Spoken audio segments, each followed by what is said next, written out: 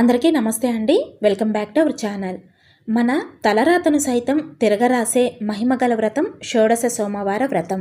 అయితే ఈ వ్రతాన్ని ఏ విధంగా ఆచరించాలి, ఎప్పుడు మొదలుపెట్టాలి, ఈ వ్రతం చెయ్యాలి అంటే ఆనవాయితీ ఉండాలా లేక ఎవరైనా చేసుకోవచ్చా, ఈ వ్రతాన్ని ముఖ్యంగా ఎవరు చెయ్యాలి, ఈ వ్రతంలో తప్పకుండా పాటించవలసిన నియమాలు ఏంటి, ఇవన్నీ కూడా ఈరోజు వీడియోలో షేర్ చేయబోతున్నాను. వీడియోని ఎక్కడ స్కిప్ చేయకుండా లాస్ట్ వరకు చూడండి. అప్పుడే మీకు ఈ వ్రతం ఎవరు చేసుకోవాలి, ఏ విధంగా చేసుకోవాలో బాగా అర్థమవుతుంది. మొదటిసారి ఈ వ్రతం చేసేవారికి ఈ వీడియో ఒక్కటి పెట్టుకుంటే సరిపోతుందండి. మీరు ఈ వ్రతాన్ని ఈజీగా చేసుకోవచ్చు. ఈ వ్రతానికి సంబంధించి అనేక సందేహాలకు సమాధానాలను నేను పూజ చేసి చూపిస్తూ చెప్తాను. ఇంకా వీడియోలోకి వెళ్ళిపోదామండి. నియమ నిష్టలతో ఈ సోమవార వ్రతాన్ని ఆచరించిన వారికి ఇహలోకంలో సిరి సంపదలు సుఖశాంతులతో పాటు పరంలో కూడా శివలోకమైన కైలాసంలో నివాసం అనేది లభిస్తుందటండి. ఫస్ట్ ఈ వ్రతం కోసం ముఖ్యంగా మనం సిద్ధం చేసుకోవాల్సినవి పూలు, మారేడు దళాలండి. మారేడు దళాలు ఎక్కువగా దొరక్కపోతే ఒక్క మారేడు దళమైనా ఉండే విధంగా చూసుకోండి. అదేవిధంగా కలశం ఆచారం ఉన్నవారైతే 2 కొబ్బరికాయలు తీసుకోండి, లేదంటే ఒక్క కొబ్బరికాయ సరిపోతుంది. పీఠం మీద పరుచుకోవటానికి ఒక వస్త్రం, అదేవిధంగా స్వామికి తాంబూలం సమర్పించటం కోసం, అలాగే ఒక్కరికైనా వాయనం ఇవ్వటం కోసం అరటి పండ్లు, మరీ ముఖ్యంగా పార్థివలింగం తయారు చేయటం కోసం పుట్టమన్నండి. ఈ పుట్టమన్ను మనకు పూజా స్టోర్స్లో దొరుకుతుంది. మీకు పూజా స్టోర్స్లో దొరకదు అనుకుంటే ఆన్లైన్లో కూడా అవైలబుల్గా ఉంటుంది. అదేవిధంగా స్వామివారికి నైవేద్యం ప్రిపేర్ చేయటం కోసం గోధుమ రవ్వతో పాటు బెల్లం కానీ పంచదార కానండి, అది మీ ఇష్టం. వాటితో పాటు నెయ్యిని కూడా సిద్ధం చేసి పెట్టుకోవాలి. వ్రతం చేసుకునే రోజు తెల్లవారుజామున నిద్ర లేచి ఇల్లు వాకిలి శుభ్రం చేసుకొని ఎటువంటి షాంపూసు వాడకుండా నార్మల్ వాటర్తో తలస్నానం చేయాలండి. అదేవిధంగా వ్రతం ఆచరించే రోజు తలలో దువ్వెన పెట్టి తల దువ్వకూడదు. ఒక్క మాటలో చెప్పాలి అంటే భౌతిక సుఖాలకు దూరంగా ఉండాలి. షోడశ సోమవార వ్రతం అంటే 16 సోమవారాల పాటు నియమ నిష్టలతో భక్తి శ్రద్ధలతో ఆచరించే ఎంతో మహిమగల వ్రతం అండి. ఈ వ్రతం గురించి మనకు మార్కండేయ పురాణంలో చెప్పబడిందండి. మొదటిసారిగా ఈ వ్రతాన్ని సాక్షాత్తు ఆ పార్వతీదేవి ఆ పరమేశ్వరుని భర్తగా పొందటం కోసం చేసినట్టుగా చెబుతారు. అయితే ఈ వ్రతాన్ని ఎప్పుడు ఆచరించాలి అంటే సంవత్సరంలో ఏ మాసంలో అయినా ఏ సోమవారమైనా ప్రారంభించి 16 సోమవారాలు కొనసాగించాలి. ఈ వ్రతాన్ని ముఖ్యంగా చాతుర్మాస్య నెలలైనటువంటి ఆషాఢ మాసపు శుక్లపక్షం నుండి ప్రారంభించి కార్తీక మాసంలోని శుక్లపక్షం వరకు వచ్చే 16 సోమవారాల పాటు ఈ వ్రతాన్ని చేయగలిగిన వారికి విశేషమైన ఫలితాలు కలుగుతాయండి. మీరు వ్రతం ఎక్కడ ఆచరిస్తున్నారో అక్కడ ఒక పీఠాన్ని ఏర్పాటు చేసుకొని పార్వతీ పరమేశ్వరుల చిత్రపటాన్ని నిలుపుకొని ఈ వ్రతాన్ని చేసుకోవాలి. ఈ వ్రతంలో ముఖ్యంగా పుట్టమన్నుతో చేసిన శివలింగానికి పూజ చేయాలండి. ఈ పుట్టమన్ను మనకు పూజా స్టోర్స్లో దొరుకుతుంది. పూజా స్టోర్స్లో లేదు అనుకుంటే మనకు ఆన్లైన్లో అమెజాన్, ఫ్లిప్కార్ట్ వంటి వాటిల్లో కూడా అవైలబుల్గా ఉందండి. లేదా మీకు దగ్గరలో ఏవైనా పుట్టలు ఉంటే అక్కడ నుంచైనా పుట్టమన్ను తీసుకొచ్చి శివలింగాన్ని చేసి పూజ చేసుకోవచ్చండి. అది చాలా మంచిది.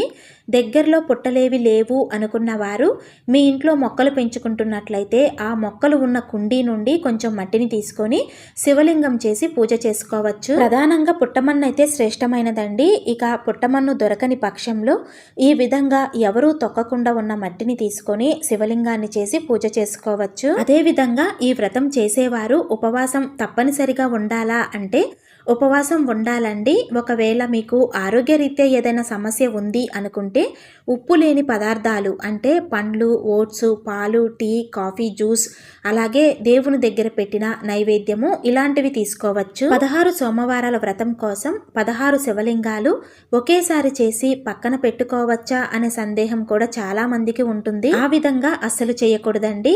మనము ఏ వారం వ్రతం చేస్తున్నామో ఆ వారం కొత్తగా శివలింగాన్ని తయారు చేసుకొని పూజలో పెట్టుకొని పూజ చేసుకోవాలి. అంతేకాని 16 శివలింగాలను ఒకేసారి తయారు చేసి పెట్టుకోకూడదు. అయితే ఈ వ్రతాన్ని ఎవరెవరు ఆచరించాలి అంటే ఎవరైనా ఆచరించవచ్చండి. ఆడ మగ, చిన్న పెద్ద, ముసలి ముతక, కులమత భేదాలు లేకుండా వితంతువులతో సహా ఎవరైనా సరే ఈ వ్రతాన్ని ఆచరించవచ్చు. 16 సోమవారాలు పూర్తయ్యే వరకు 16 శివలింగాలను అలాగే ఇంట్లోనే ఉంచాలా లేదా ఏ వారానికి ఆ వారం శివలింగాన్ని నిమజ్జనం చేయవచ్చా అంటే ప్రతి వారం పూజ పూర్తయిన తర్వాత ఏ వారానికి ఆ వారం శివలింగాన్ని మీరు నిమజ్జనం చేసుకోవచ్చండి. లేదంటే 16 సోమవారాలు పూర్తయ్యేంత వరకు ఉంచి 17వ సోమవారం రోజున అన్ని శివలింగాలను ఒకేసారి నిమజ్జనం చేయవచ్చు. మీకు ఎలా వీలవుతుంది అనుకుంటే ఆ విధంగా చేసుకోవచ్చండి. అదేవిధంగా మీకు కలశం పెట్టుకునే ఆచారం ఉంటే వ్రతంలో కలశ స్థాపన చేసి వ్రతాన్ని చేసుకోండి.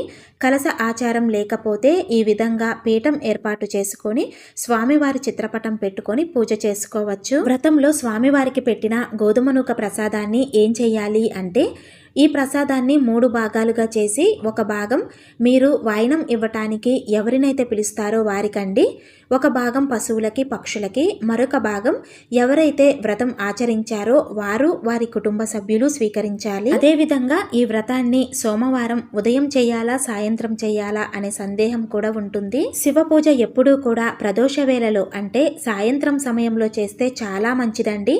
అందులోనూ మనము సోమవారం రోజు శివ పూజ చేస్తున్నాము కాబట్టి సోమవారం ప్రదోష వేళలో శివ పూజ విశేష ఫలితాలను ఇస్తుంది. మనకు వ్రతకథలో కూడా ఈ పూజను సాయంత్రం సమయంలో చేయాలి అని ఉంటుందండి. పగలంతా ఉపవాసం ఉండి సాయంత్రం స్వామికి షోడశోపచారాలతో పూజ చేసుకొని పూజ అనంతరం మనము ఉపవాసం అనేది విరమించాలి. అయితే సాయంత్రం సమయంలో కుదరని వారు అంటే ఉద్యోగరీత్యా బయటికి వెళ్లే వాళ్ళు ఉంటారు కదండి, అలా సాయంత్రం సమయంలో పూజ చేయటం కుదరదు అనుకున్నవారు ఉదయం 9 గంటలలోపు వ్రతాన్ని పూర్తి చేసుకునే విధంగా చూసుకోవాలి. మీరు ఈ వ్రతాన్ని మొదటి 2 వారాలు ఎటువంటి ఆటంకం లేని విధంగా చూసుకొని ప్రారంభించాలండి. కంటిన్యూగా 2 వారాలు చేయగలిగితే తర్వాత ఏదైనా ఆటంకం ఏర్పడినా కూడా అంటే నెలసరి ఆటంకాలు కానీ లేదా ఇంకా ఏదైనా సమస్య వలన మీరు వ్రతం చేసుకోలేకపోతే మొదటి 2 వారాలు కంటిన్యూగా చేశారు కాబట్టి తర్వాత వచ్చే వారాన్ని మీరు 3వ వారంగా కౌంట్ చేసుకోవచ్చు. అశౌచంలో ఉన్నవారు,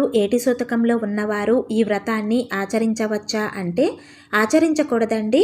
సూతకంలో ఉన్నవారు ఎటువంటి వ్రతాలను చేయకూడదు. కేవలం ప్రతిరోజు నిత్య పూజ మాత్రమే చేసుకోవాలి. ఈ వ్రతంలో తప్పకుండా వాయనం ఇవ్వాలండి. వాయనంలో ఆకు వక్క పసుపు కుంకుమ మీకు శక్తి ఉంటే జాకెట్ ముక్కను పెట్టి ప్రసాదం పెట్టి వాయనం ఇవ్వాలి. మీరు పెట్టుకోగలము అనుకుంటే బట్టలు కూడా పెట్టుకోవచ్చండి. కానీ ఖచ్చితంగా బట్టలు పెట్టాలి అన్న నియమం మాత్రం ఏమీ లేదు. భార్యాభర్తల్లో ఈ వ్రతాన్ని భార్యాభర్తలిద్దరూ ఆచరించాలా లేదా ఒకరు ఆచరించినా సరిపోతుందా అంటే ఇలాంటి వ్రతాలలో భార్యాభర్తలు ఇద్దరూ కలిసి చేసుకుంటే చేసుకున్న వ్రతానికి పూర్తి ఫలితం లభిస్తుందండి. కానీ అందరికీ అలా కుదరదు కాబట్టి భార్యలు ఈ వ్రతాన్ని ఆచరిస్తున్నట్లయితే భుజం మీద ఒక టవల్ వేసుకొని ఈ వ్రతాన్ని చేసుకోవచ్చు. అదేవిధంగా ఈ వ్రతానికి బ్రహ్మచర్యం పాటించాలా అంటే తప్పకుండా బ్రహ్మచర్య నియమాన్ని పాటించాలండి.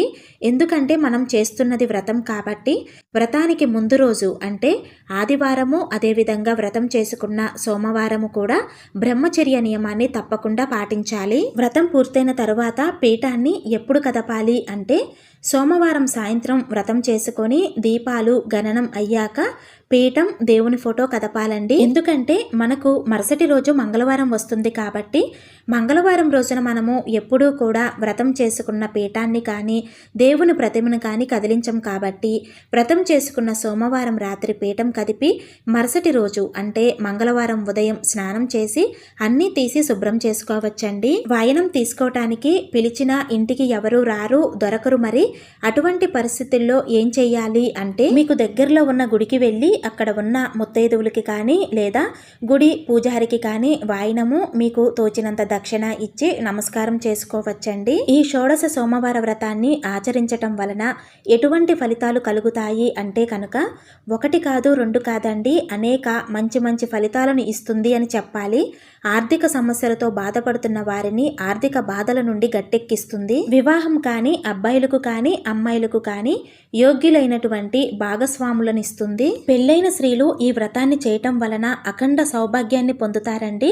అదేవిధంగా దీర్ఘకాలిక రోగాలతో బాధపడే వారికి ఆ బాధల నుండి విముక్తి కలిగి ఆయురారోగ్యాలు సిద్ధిస్తాయి. భార్యాభర్తల మధ్య ఉన్న ఎటువంటి మనస్పర్ధలైనా తొలగిపోయి వారి మధ్య అన్యోన్యతను పెంచి భార్యాభర్తలు కలిసి ఉండేటట్లు కలిసేటట్టు విడిపోయిన భార్యాభర్తలను సైతం కలిపేటువంటి గొప్ప వ్రతం ఈ 16 సోమవారాల వ్రతం అండి. అదేవిధంగా శివలింగానికి అభిషేకం చేయాలి అనుకున్న వారు మట్టితో చేసిన శివలింగానికి అభిషేకం చేసుకోవచ్చా అంటే పుట్టమన్నుతో చేసిన శివలింగానికి అభిషేకం చేస్తే శివలింగం కరిగిపోతుంది కాబట్టి మీ దగ్గర మరొక శివలింగం అంటే స్ఫటికలింగం కానీ ఇత్తడితో చేసిన శివలింగం కానీ ఉంటే ఆ శివలింగాన్ని కూడా పూజలో పెట్టుకొని అభిషేకం ఆ శివలింగానికి చేసుకోవాలండి. మా దగ్గర మరొక శివలింగం లేదు అనుకున్న వారు అభిషేక ద్రవ్యాలను మట్టితో చేసిన శివలింగానికి చూపించి పక్కన ప్లేట్లో వదిలిపెట్టండి. అదేవిధంగా వ్రతం పూర్తయిన తరువాత ఈ శివలింగాలన్నీ నిమజ్జనం చేయటానికి మాకు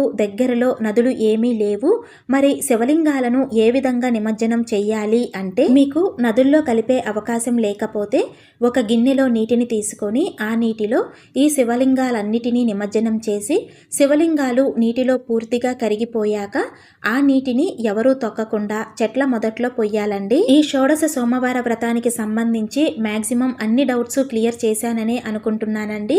ఇంకా మీకేమైనా సందేహాలు ఉన్నా నేనేమైనా మర్చిపోయినా కింద కామెంట్ సెక్షన్ ద్వారా తెలియచేయండి, తప్పకుండా రిప్లై ఇస్తాను. ఈ వీడియో నచ్చితే లైక్ చేసి షేర్ చేయండి. ఇలాంటి మరిన్ని వీడియోస్ కోసం మన ఛానల్ని సబ్స్క్రైబ్ చేసుకొని నన్ను సపోర్ట్ చేస్తారని ఆశిస్తున్నానండి. శ్రీమాత్రే నమః.